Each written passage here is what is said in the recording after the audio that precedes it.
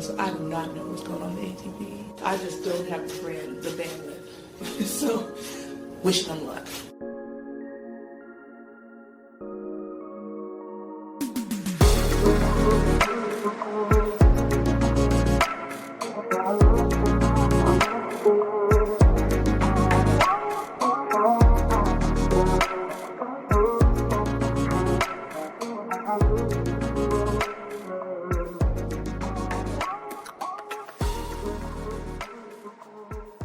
Hello everybody, welcome back to The Body Serve. I'm Jonathan. I'm James. You just jumped. Yeah, you really startled me with that. You leapt back in your chair. We are 3 rounds into the French Open 2025. Started Sunday. We are recording Saturday evening, Eastern Standard Toronto time. Get it? EST? The T is for Toronto. Okay. You've seemed to enjoy the tennis quite a bit so far. Is that unusual? I wasn't making any judgments on you, past or present. I'm just making an observation. Yeah, I have enjoyed this women's tennis tournament. Okay. There were some men's matches that I enjoyed watching. Monfils, Draper, for one. And I think that's it. Where do you want to start? Well, I guess the natural way to start is with the Rafa tribute ceremony. Yeah, I know it's been a week since it happened, but we do have to talk about it. I've been wanting to talk about it since we saw it on Sunday. And overall, this was such a better tribute than we've gotten before. It was not done after a loss, which I think is important. The Davis Cup retirement ceremony was after a match that I think a lot of people expected Rafa and Carlos to win. So they weren't really prepared for the retirement ceremony at that moment. And, you know, just coming off a loss and being disheveled and sweaty and disappointed, it's too much, right? It doesn't make for a worthy tribute, I think. Well, this is how he always wanted it, if it were to happen. He was never into the accolades and the tributes while he was playing. Right. And given the benefit of so many months to prepare for this, well, a full year, because we knew that the French Open last year was his last period. So the French Federation had a whole year to prepare, and they hit the right notes. Yeah, obviously a lot of care went into designing it. It was staged really nicely. There was a nice flow to the proceedings, even though it was quite long, right? I think it was like 45 minutes long. The decision to have Rafa out there on Chatrier all by himself with just a little podium and a microphone was really striking, right? It was so unusual, and it felt so appropriate to tennis, where players are really out there by themselves, right? Out there on their own. You know what's coming to mind. Yeah. The Irene Cara song that Mariah covered. Oh, homo. Huh? Oh, homo. Oh. That's how it's referred to. It was number 1 on our Spotify for that year it came out. Mm-hmm. Anyway, having him out there by himself was just a really striking visual, but also gave him the chance to actually prepare something. You know, he had notes. He was reading from his notes. He was reading in French, you know, not one of his better languages. He was reading and then in Spanish and in English, going through, you know, taking his time and being able to thank everybody he wanted to thank in the way that he wanted to talk about it. And even kind of messing up there were so many pages of notes, all of which had the bull letterhead on top. And he seemed to have lost the page for Mary.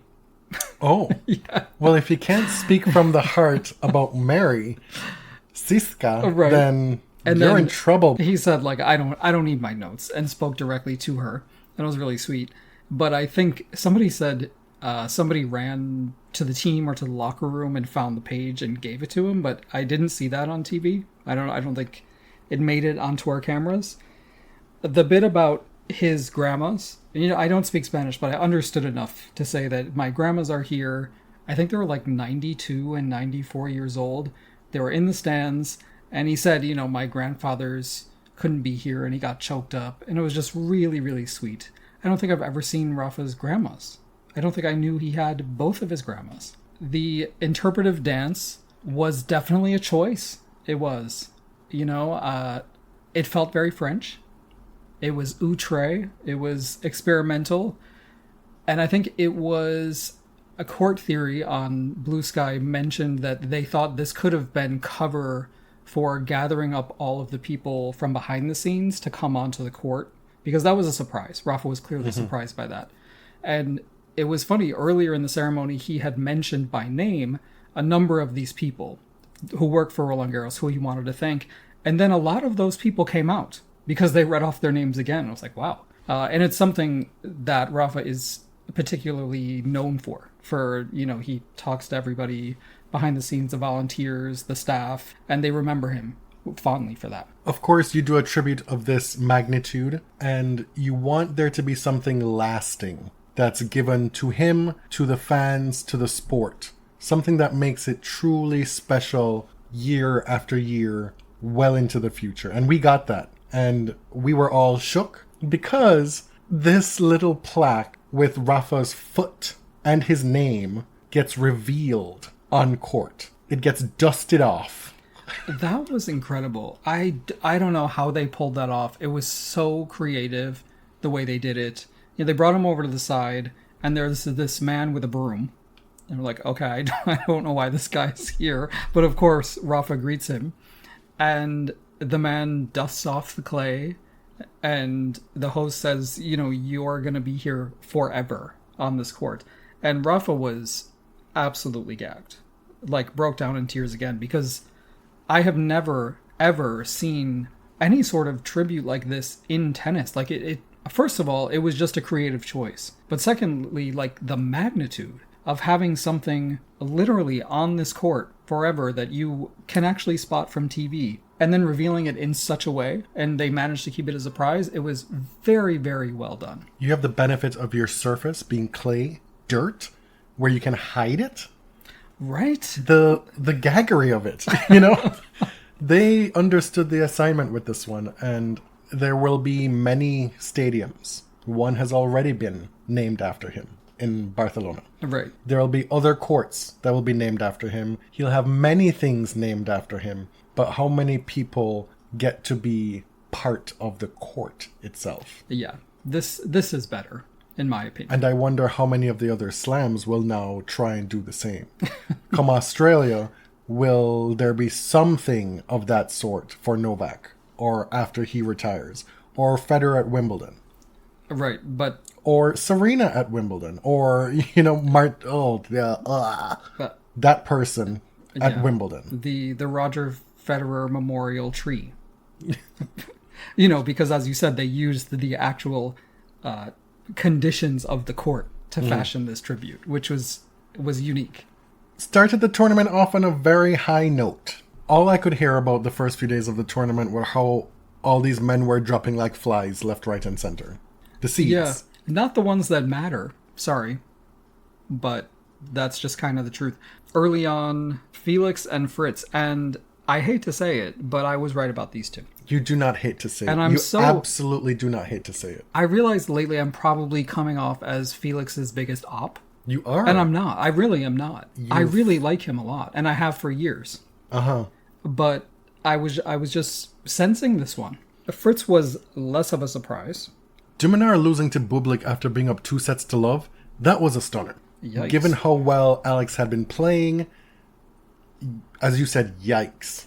Fritz went out in 4 sets to Altmaier. Altmaier has done well after this upset. He's now in the 4th round, facing the number 15 seed Tiafoe tomorrow. I would have said that this was a reasonable match for Altmaier, and it still might be. But I was surprised how easily Tiafoe beat Korda yesterday. You're getting ahead of yourself. We're talking about upsets. Well, that was an upset, and he followed it up. Mm-hmm. Fils was looking good until he wasn't. Coughing up a 2-0 lead in the second round before closing it out in 5 against Munar, and suffered a back injury that subsequently had him pull out of the tournament, giving Rublev a walkover into the round of 16. Yeah, it turns out that the back injury is a stress fracture in his L5 vertebra. He'll be out 4 to 6 weeks, which obviously makes Wimbledon questionable. His opponent in that second round match, Jaume Munar, was pretty prickly about the crowd mostly, but also seemed to question Fils' injury and even intimated that it may have been fake or alleged. He said, quote, "He was treated by the physio for a supposed back injury, but I'm convinced he had cramps. In that case, he shouldn't have been treated." A supposed back injury. Now we know it was a very real back injury. I understand Munar and even support him saying this is the worst crowd in tennis, because obviously it is. But that was a little much. This is what happens when you have a player of Munar's caliber teased with the prospect of making a third round of a slam and the money and points that come along with that. I don't mean that as a knock on him. It's a reality. You know, you see these guys struggle to stay afloat. I watched Munar on the outer courts at the US Open last year against Diallo, and it was an equally fraught situation in terms of being able to see the desperation on the player's face and what it could mean for them. And I'm sure it leads him, Jauma, and others in similar situations to not act their best self. All right. That's very understanding. Because he went pretty scorched earth with with what he said in press. Speaking of Diallo, you mentioned he knocked out number 18 Cerundolo in the first round, which was a very surprising result considering Cerundolo had a strong clay season. It was one of the best competitors on the surface. There were a few other upsets on the men's side, notably, well, I can't even call them upsets. What? I kind of pegged Tsitsipas to have trouble, and he did, losing in the second round. He did get through that first round match, which I predicted. Okay. Medvedev losing in the first round. Casper Ruud out by round 2 due to injury. That sucked for him because he was one of the favorites to win this tournament, despite what had happened against Sinner. Yeah. Now we know he was dealing with an issue then too, one that lingered. Apparently he's dealing with fluid on the knee. He shouldn't have played Rome and did, and then he was suffering against Nuno Borges. Medvedev loses to Nori, which, I mean, in hindsight isn't that bad. Nori played a 3-set match against Djokovic the previous week in Geneva, and he will now play Djokovic again in the round of 16. And then Tsitsipas lost to Il Gigante, Matteo Gigante, which means giant in Italian. Great performance by him, but again, really disappointing considering Tsitsipas's pedigree on clay. Number 19 Menchik losing in the second round to the number 200, another Portuguese player, Enrique Rocha, after leading him 2-0. Menchik also lost at the Australian Open after leading 2-0. So, a lot of young players, they get results like this. For years, maybe you don't win a 5-set match and then you become somebody really great. It happens. Like, I don't put that much stock into it when you're that young, but it's a trend at the moment. Did you hear that guy talking about how if he hadn't played in this era with all those top guys, he'd have had at least like 2 slams by now? What is he talking about? In which era is he playing now? He should have majors upon majors, right? Also, he was up 2-0 on Dominic Thiem. Oh, yes, we remember. At the US Open. So, the point at which you overcome being a generational choker, then you can start to maybe expect to have results. It's just the pile of excuses. 15 of the 32 seeds on the men's side advanced to the third round, which means that more than half of all seeded players didn't play to their seeding at this tournament. Compare that to 19 on the women's side. As it stands, we're at the round of 16 stage for both draws. And on the men's side, we've had Jannik Sinner just kind of coasting through the draw. And with his last match against Lehechka, losing 3 games total. Love 1 and 2. That's somewhat ominous, I would say, for the rest of the field. And indeed for Andrei Rublev, who is his opponent in the round of 16. The winner of that match plays the winner of Bublik and Draper. By seeding, we're looking at Sinner and Draper making it to that quarterfinal by design of the draw gods. And both men look really good. I think we're at the point now where you just have to accept that Draper is a good tennis player. right? Like, Yeah. I sat here and talked about how it wasn't a sure thing on clay. He's shown us this season that he can play on clay. And he just took out João Fonseca in no time in the third round. Draper beat Fonseca 6-2, 6-4, 6-2. And Fonseca beat Urkac in the first round 6-2, 6-4, 6-2. That first match against Urkac was not great for Hubie. That was a complete demolition. And so it looks like this guy has arrived on the French stage. You know, he's making more than incremental progress yet again. He runs into Jack Draper, who said he's having none of it. Yeah. You know, a lot of folks were quick to say Fonseca is the new star, but 18 is really, really young in men's tennis. Reaching the third round at a slam at age 18 is actually a pretty huge deal in the ATP. So there's nothing to be ashamed of here, but let's not get previous here, right? What's interesting to me is that Jack had never gone past the first round at Roland Garros.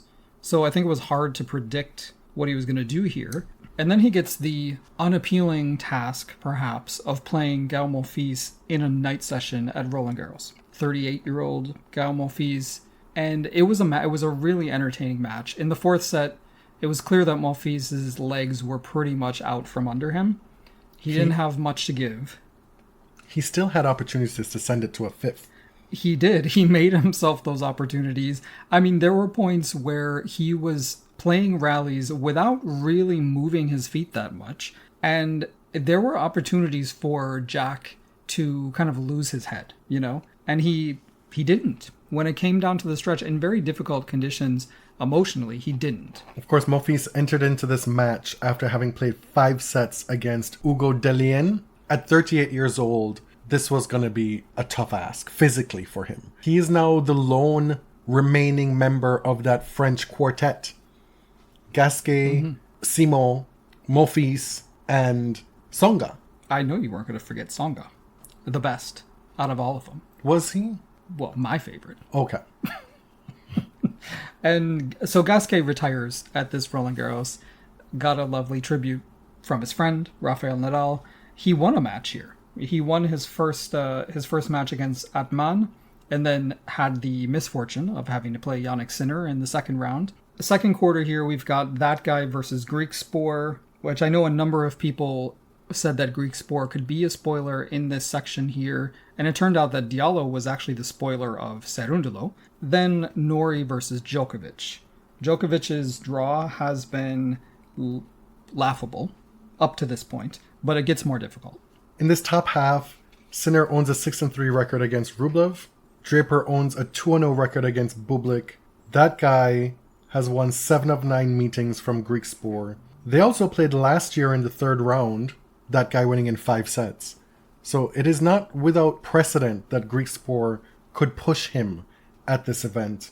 And then Djokovic has a 5-0 record against Norrie. However, you did mention that they just played a week or so ago in the semifinals of Geneva, with Norrie taking the middle set. Third quarter, we've got the number 8 Musetti versus number 10 Runa. So this goes 2 seed, as expected. 15 Tiafoe versus Altmaier, the vanquisher of Taylor Fritz in the first round. I will say, when we were talking about upsets, and what we do on the show is we take accountability, right? Do we? I mentioned a number of people I thought could be spoilers in the third quarter. None of them did. They all lost in the first round. Who are these Baez, Comisania, Darderi, all flopped. I mean, that's no shame on them. That's shame on me. I think you sent me a message saying, what's the point of even being a clay rat if this is what you're going to do? Just to be clear, that was facetious. I don't call people that, you know. It was. You are using other people's words. Yes. Musetti gets Holger Rune in the round of 16. Holger is 2-0 head-to-head against Lorenzo. Tiafoe is also 2-0 head-to-head against Altmaier. I have to say, I am completely shocked that Francis Tiafoe has won all 3 matches in straight sets. This has to be the first time he's ever done this in his life. Maybe he read a book about tennis in the past week or so, more than just 4 to 10 pages. Oh, well, you watched that video. I didn't. There was this one of those little videos that Tennis Channel or tennis.com or the ATP, whoever those people are, get the guys to sit down and then they all answer the same question. And it was predicated off of Jack Draper saying that he read 4 to 10 pages during the Madrid blackout. And so the question was, what have you read lately? And Francis bold-faced said, I don't read. There are a bunch of ways you could answer that question without sounding ignorant. Okay, yeah.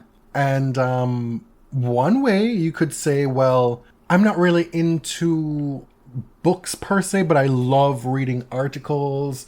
I keep up on this, I do that. I consume digital media or whatever. You know, you could, rather than, I don't really read. I don't like to read. Honestly, I appreciated the honesty. It was just very disappointing for me personally.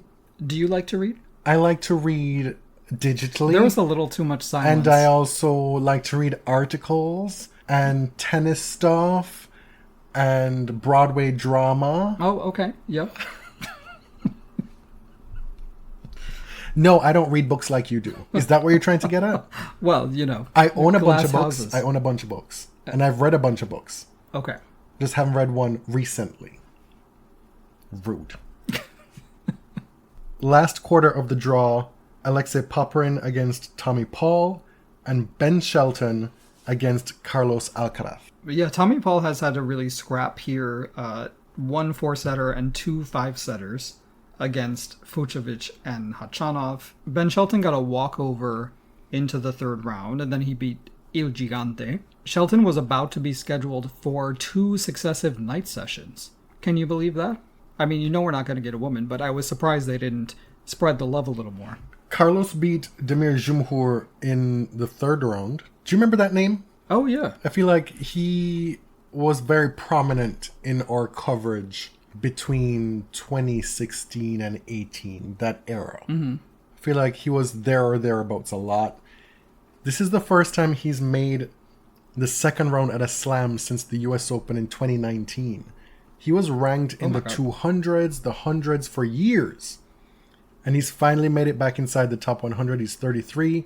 And this was a huge result for him. He even took a set off Carlos. If the seeds hold true into the quarterfinals, what we're looking at is Sinner against Draper. I think that one would be pretty interesting. That guy versus that other guy. Musetti against Tiafoe. And Tommy Paul against Carlos. It's not the end of the world on the men's side. No, I mean, the favorites are still here. I did read just before coming to record that this is the first time since 1995 that the US men have had 3 players make the second week, make the round of 16. That is 30 years. Wait, did you say since 1995? Since 1995. The first time in 30 years that 3 American men have made the round of 16 at the French Open. And this is supposed to be, yet again, whenever we talk about American men, something to be celebrated. And for me, it's something to be embarrassed about. 30 years! I mean, to me, I think this is success in spite of the USTA's development priorities. Because clearly they've chosen not to invest in clay or the type of game that will really excel on the surface. Back then, it was Agassi, Courier, and maybe Michael Chang. Not too sure on the third one, to be honest. Well, you know, that's the kind of coverage you get around here. I'm not too sure.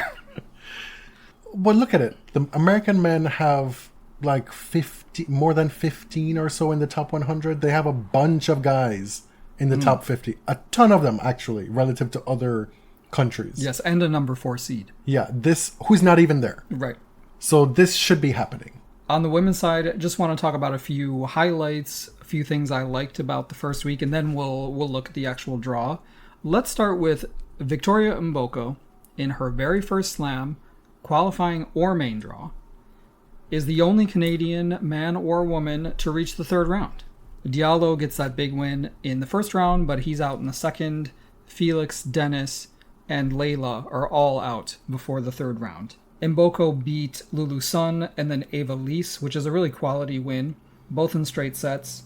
Lise, for her part, had only lost 3 games in taking out the number 28 seed Peyton Stearns in the first round. And Victoria also had one of the best kits of either draw. That yellow, I don't know if you call it gold. I'm not good with colors. Wilson 2-piece. Super cute. Wilson did a good job at this tournament. They did. Naomi Osaka lost a tough one to Paula Badosa, 6-4 in the third. And we got emo Naomi again after this match. Oh, man. She was going through it. When being asked questions in press, she was like, Patrick coached the greatest ever, and then now he has to deal with me. He's probably thinking, what the fuck is that?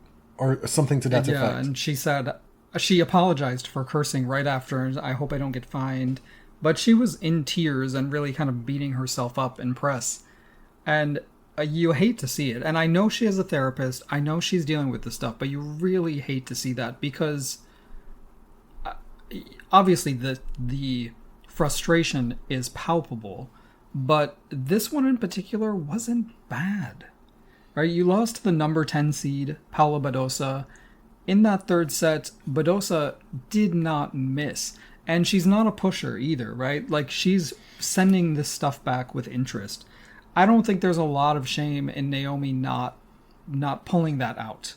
Right, but to her mind, she should be better. Right. And in better ranking and having better wins, consistent wins by this point. Totally. Because you don't want to say, oh, I keep getting these bad draws. What bad luck for me to play Paula in the first round. No, she's saying, I'm better than this. But also, it is true that she's had horrible luck with the draws. She has, but that doesn't help her right now. Karolina Muchova lost in her opening match. This was a tough one, and we've come to learn afterward that she still has a wrist problem, and it's possible that she'll be doing another surgery. That sucks. Yeah.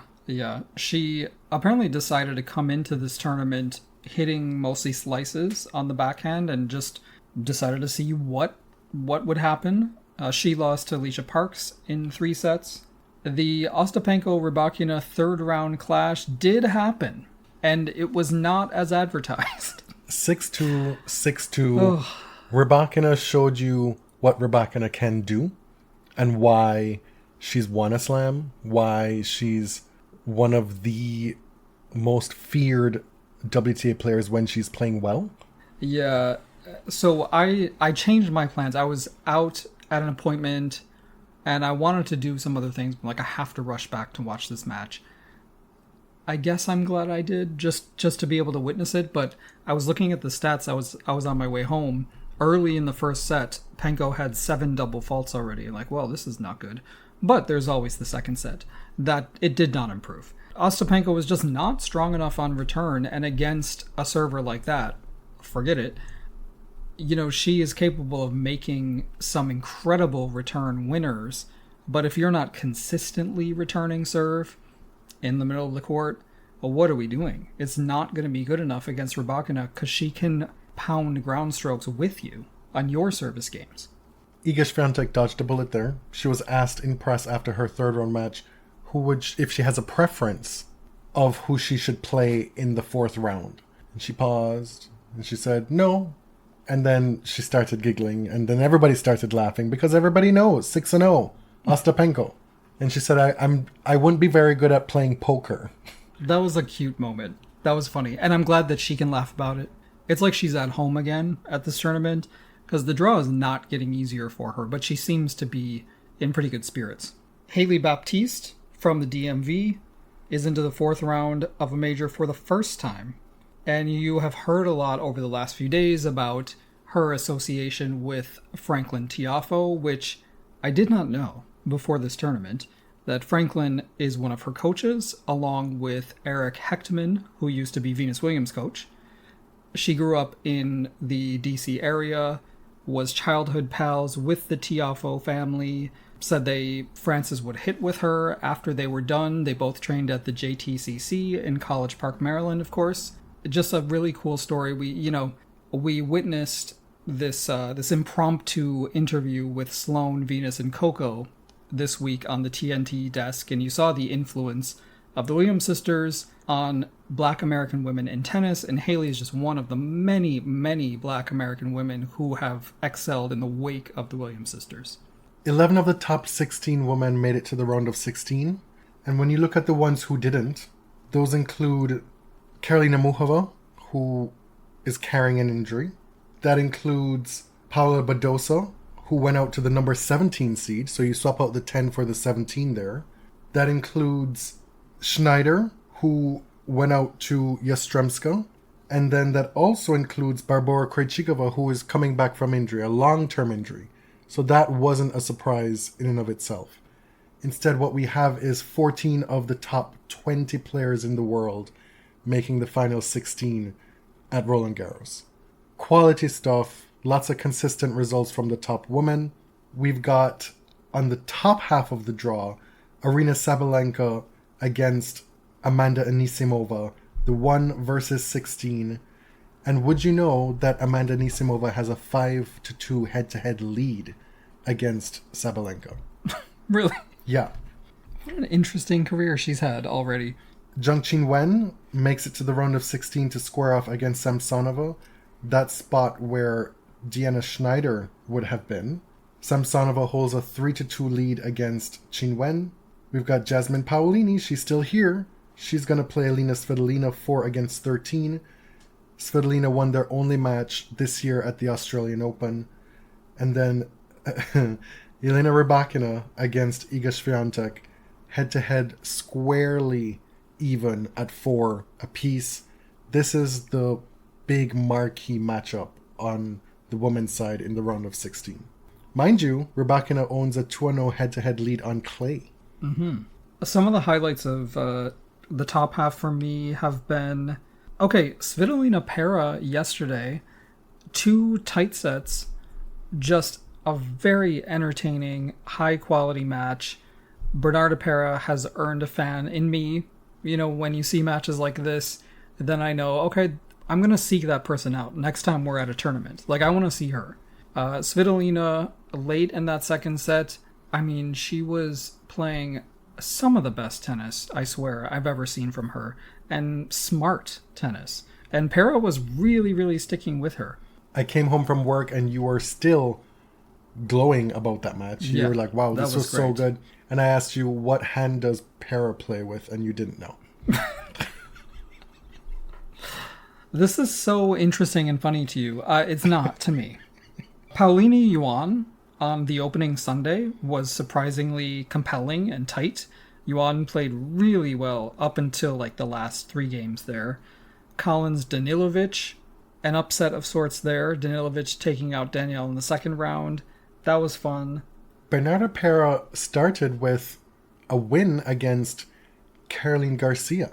And then she followed that up with an upset of Donna Vekic in the second round. So she was coming into that third round match with Svitolina on a high. One of the matches that stood out for me in the first week was Marta Kostyuk's loss to Sarah Belek. It was a dumpster fire of a performance from Kostyuk. It was crazy. It was wild. I don't even know what to say. I've had so much time to think about what I saw. And it was wild. I'm sure if I were a tennis player, I would suffer these kinds of losses where I know I have the aptitude and the ability to beat damn near anybody, and I just can't find the court. I'd be a Madison Keys. Wow. Not 2025 Madison Keys, but, you know, in that vein of where when it goes really bad, it goes really bad. On the bottom half, we've got Mira Andreeva against Dasha Kasatkina. Dasha was just in the doldrums, and here she is in the round of 16. Number 6 versus number 17. Dasha has a 1-0 head-to-head lead against Andreeva. Now, this is just so fragrant. Oh. This matchup against Lois Boisson and Jessie Pegula. Every time Miss Boisson won a match at this tournament, there were either direct references or shady, snarky undertone references to who? Harriet Dart. Well, who exactly? Who? Because where is she? Well, that's back when Harriet Dart told the umpire that Boisson was too smelly and she needed to put on deodorant, which she has since apologized for. But it's nice to see Boisson reach the 4th round here. And she beat the 3rd round queen, Mertens, in the 1st round. And I think in the preview, I said book it. You did. Book Mertens in the 3rd round. Instead, she booked it out of there. Right? I love this little bit here. Madison Keys against Hailey Baptiste. Madison Keys is on a 10-match winning streak at slams. She won the Australian Open. She's won the first 3 rounds here at the French Open. She has a good chance to get to the quarterfinals here, which is not to look past Hailey Baptiste. She's had a great run. She started by taking out Haddad Maia, upset in the 1st round, 6-1 in the 3rd. Then she beat Nao Hibino in the 2nd round, 6-3, 6-2, before beating Buzaz Manero in the 3rd round, 7-6, 6-1. Yeah, just a tremendous first week from Baptiste. One of the highlights of week 1 has been Keys versus Kenin. That happened today. Madison Keys saved 3 match points before winning the next 2 games to snatch that match 7-5 in the 3rd. It was dicey for a little while there. I thought Kenin was going to absolutely lose her shit after losing those 3 match points, but she simply was outplayed in those final 2 games. It was a lot of fun to watch. Madison looks so confident, and even when asked about, saving those match points, she was like, that was so much fun. Like, we would not have always gotten this Madison, but I don't know, winning a major and, I'm not giving a man credit for this, but clearly, like, her relationship, both her marriage and the coaching partnership, is working well for her, and he seems to just be a very calming presence and grounding presence for her. Dude, that's doing a lot. Oh, fine.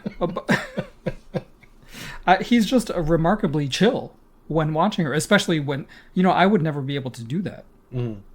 Coco Gauff is into the round of 16, set to play Alexandrova, number 2 versus number 20. And Coco's had, as we said she would, a fairly easy go of it so far, save for a 2nd set tiebreak today against Boskova. It's been 6-2, 6-2 against Gadecki, and then 6-2, 6-4 against Valentova. Yeah, and great stuff from Alexandrova, who has had her problems at majors, but she makes it through Veronika Kudermetova in the 3rd round, now in the round of 16. She also beat Cocciaretto, and she also beat Bronzetti. She took out 2 Italians at this tournament. This bottom half, I said Kasatkina has a 1-0 head-to-head against Andreeva. Pegula and Boisson have never met. Keys has a 2-1 head-to-head lead over Baptiste, and Coco 3-1 over Alexandrova. We said before the tournament started that the top half was definitely top-heavy as far as the overall draw goes on the women's side, and that's played out to be the case. Yep, we've still got number 1 Sabalenka, we've got last year's runner-up Paolini, the 3-time defending champion Świątek, number 12 Rybakina, who really isn't a number 12 seed. Let's be real.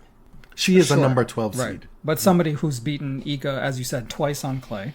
We have Zhang Qinwen, number 8 seed, a former major finalist in her own right. This French Open has seen Amélie Mauresmo embroiled, embattled in a fracas of her own doing, or one which she oversees. One in which she willingly placed herself. A little column A, little column B. There's been possibly more scrutiny than ever into the night session scheduling at Roland Garros this year. In the entirety of the night session existing, which is now over 4 years, women's matches have been scheduled 4 times. Ever. Mm-hmm. And to be clear, nobody, man or woman, wants to play at night. It seems to be the case. Not right? At this tournament. Nobody wants to do it. Right. It's not like the US Open where there could be some advantage to it. It's not like the Australian Open where there could be some advantage to it. No. Like it's going to be cold and rainy and gloomy for the most part for the 2 weeks period, whether you work during the day or work during the night. In fact, at night, it's even more heinous because it's colder, it's damper, it affects the playing surface. It's just not a good scene. Right. That said, like you said, in the 4 years since this has happened, only 4 women have been scheduled at night. I mean, that's pretty clear, right?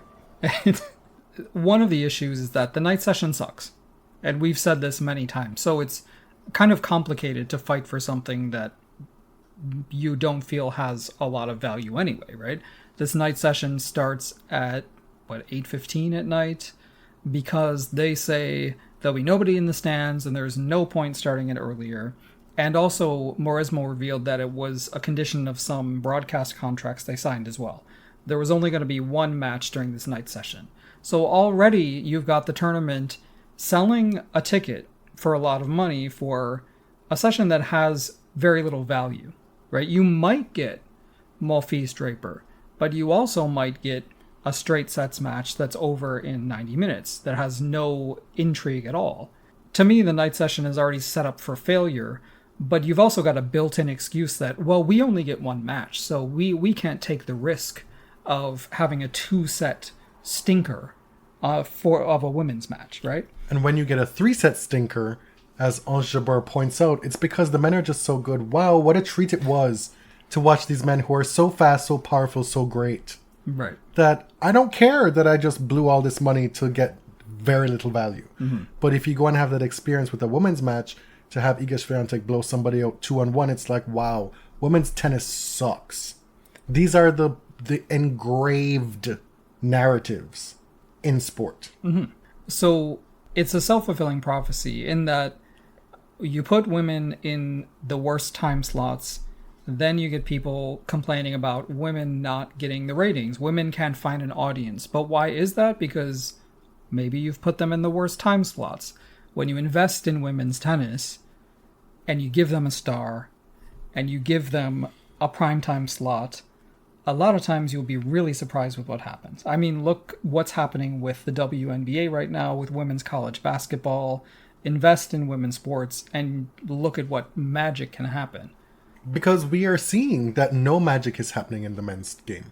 Right. Very little magic is happening. And it's kind of rich to say that at this juncture of men's tennis, when you have 2 stars.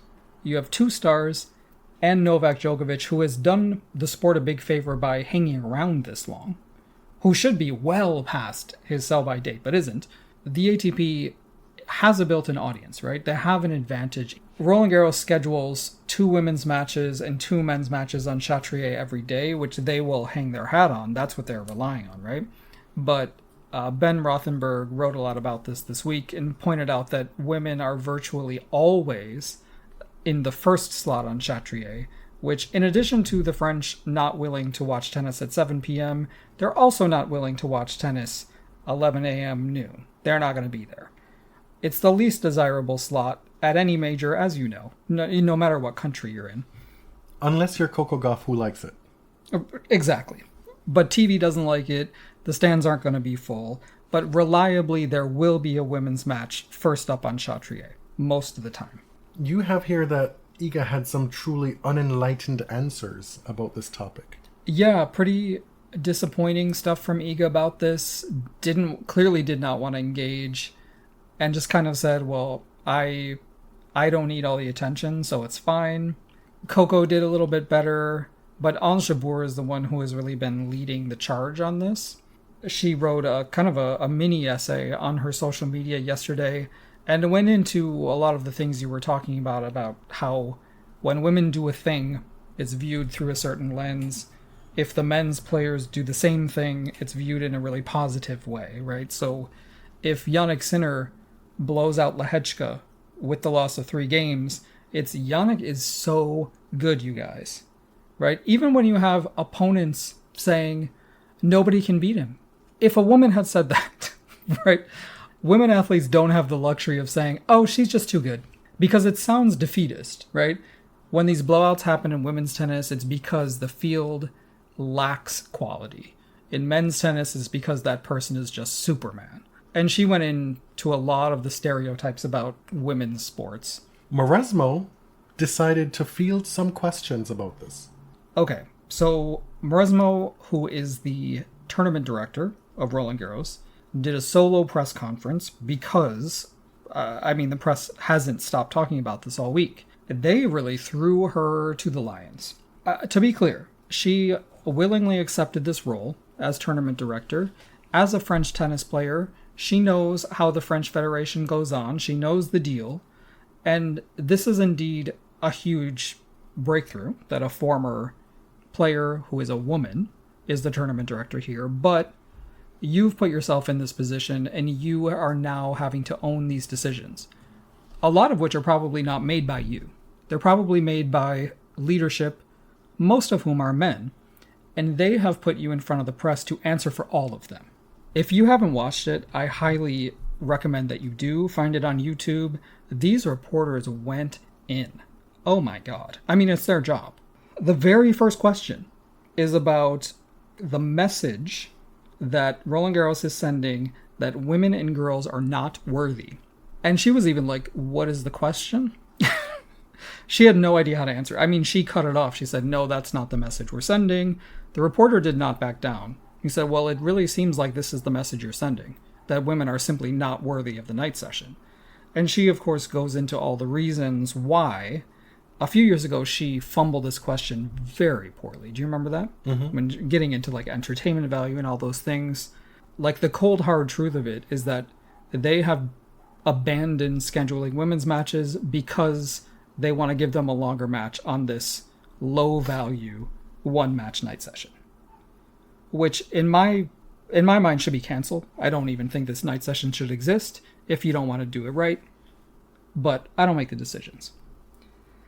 One thing that took me out is that Emily said multiple times, you know, I've answered these questions for years now. In answering a question to who I believe was Catherine Whitaker from Tennis Podcast, she said, you know, these are the same questions every year. And Catherine said, same answers. I was gooped and gagged. The whole room was gooped and gagged by that. Because exactly, why do you think we're asking the same questions every year? It's not a fault of the journalists. It's that nothing has changed. Do you think Ons Jabeur has nothing better to do? Exactly. Like, why is she talking about this? Why right has now? she taken this up? And so I think in the past, you know, we have said we don't even like this night session, so just cancel it altogether. And I don't know, maybe we haven't gotten as into the debate as we would have maybe about another issue. But I love what Ons is doing here because she's fighting a fight that a lot of people think is useless. And she's fighting a fight that she may lose, will probably lose, and probably knows she will lose. But it's so important to fight these tooth and nail, even things that you find insignificant, about holding leadership accountable for the way that they treat the women's side of the sport, right? Fighting the fight, even if you know you're going to lose, shows people that women's sport is worth fighting for. It's also, do we just fight for things because those are the specific things that we want? And it just so happens to benefit the masses, to benefit everybody? Am I going to fight for something that I don't want, even though symbolically it is the right thing and also, in effect, it will be good for the game at large? If I'm a tennis player, am I going to use my voice to be like, well, you know, this sucks, Emily. This is sexist. This is terrible. You guys are doing us dirty, when the result would be me having to play that night match, and I don't want to do it. Do you know what I mean? We've seen that tennis players are selfish. Venus just said it on that TNT segment, that we tennis players, we're a selfish bunch. And so I wonder how many people are not attuned to this issue or willing to speak as loudly about this issue, talking specifically about WTA players, because they don't want it. They don't want this kind of equality. Exactly. And a number of players would tell you, I don't fuck with this night session at all. I don't want to play it. So I'm not going to fight this particular fight. But there is a bigger picture here, right? Women's tennis is in a very vaunted position in opposition to most women's sports. They play majors alongside men. They earn the same money at majors. They're very prominently featured on TV alongside men's matches. That didn't just happen. It wasn't that tennis leadership woke up one day and was like, wow, this is the right thing to do. No, a lot of women had to be very annoying for a very long time for this to happen. They had to do things they didn't want to do. Right? And a lot of y'all back 50 years ago probably would have said, ugh, Billie Jean, God, I'm so tired of hearing from this woman. Where all she does is complain. I always wonder, who would I be in 1972 or who would I be in 1950? And I hope that I would find the same things important, Our grandparents would have been the ones in the 70s to be consuming that media of Right. Billie Jean campaigning for equal access in tennis and doing the Bobby Riggs Battle of the Sexes stuff. I wonder what that generation thought of it. Right. And the Battle of Sexes was, that was media gold, but the other things that are maybe more boring or tedious or, the day-to-day fights that you fight about getting your sport taken seriously, they're not as glamorous and they're more easily dismissed. So I'm really glad that Jabeur is doing this in particular. I'm glad to see that reporters are taking it seriously because, let me tell you, I've worked with reporters for a long time and they are like a dog with a bone. I knew as soon as Amelie sat down, it was not going to be cute for her at all. It's disappointing for me because I was a massive fan of hers when she was playing, and I think she does have to be held accountable here because she accepted this role. She's put herself in this position to answer these questions for this organization, that a tournament that she purportedly leads. But we know tournament directors are figureheads in many ways. It's disappointing that she is the one who's giving these not very sufficient answers. It's done a lot, I think, to damage her credibility post her playing career. In whose eyes?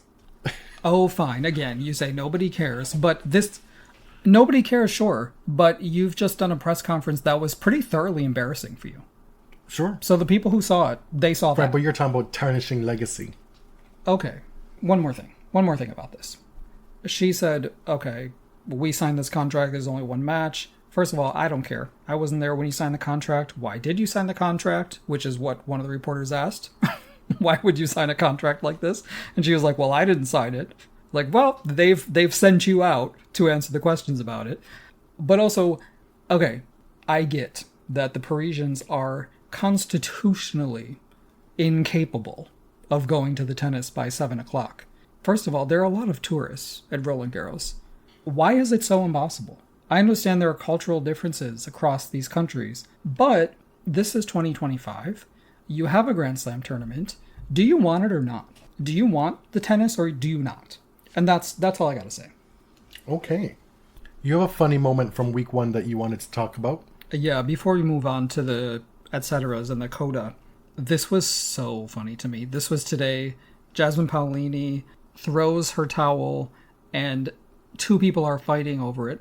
One of whom looks fully grown, a fully grown adult. It's always the case. They're fighting tug of war over this towel. She takes a beat, then she goes over, grabs the towel back, and walks a few steps and gives it to someone else. I always fantasize that players do that, and she actually did. It felt very mom-coded. And it was the exact opposite of that King Solomon story. Solomon offered to cut the baby in half. Yes. And then the real mom said, hey, no, don't do that. It's me. I'm familiar. Jasmine said, well, I'm not going to cut the baby in half. I'm going to take the baby and give it to someone else. And that's what she did. You lost your chance because you acted a fool. Because people really do believe they can act any which way in public. Right. You are a grown adult fighting over a soiled towel from a tennis player. We found out this week that after he crashed out of the tournament, Stefanos Tsitsipas will be coached by none other than self-flagellator-in-chief Goran Ivanisevic. This man is a sucker for punishment. Mm-hmm. He cannot get enough. Yeah, this broke, or rumors of it broke, a few months ago. It's now been confirmed that Goran will join the Tsitsipas team. I mean, one toxic situation to the next. From Rybakina, obviously very different situation. from Rybakina to Tsitsipas, a good luck to him. I can only think maybe Goran is accustomed to stunts and drama from being on the Djokovic team. But the major difference with Djokovic is that he wins a lot. I guarantee you, Goran did not see those as stunts.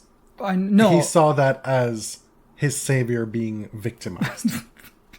I think he's just so, it's so ingrained. He wouldn't notice it. But he's clearly drawn to that type of giggery and wiggery. But again, Djokovic was winning majors when he was doing it. Goran's biggest claim to fame as a tennis player was finally winning Wimbledon. Mm-hmm. After making three prior finals? I think so, yeah. What was 2001 he won? Yeah, and it seems that we may be making our Wimbledon debut this year. Do you like that segue? Oh, yeah. That's the plan. I think we've mentioned it a few times that we might be going. I think it's still a might, but yes, we bought our plane ticket, so refundable. It's refundable. It's getting more real. But it's not 100% certain. I think we're up to like 75%. Or higher? Yeah, higher. Okay, 80. There was just some other shit going on, which I said. I told you I would tell you the story at some point. Now is not that time. Still not the time? No. We have a few other things that we've bumped to the tournament wrap episode. Which upsets me and my homegirl.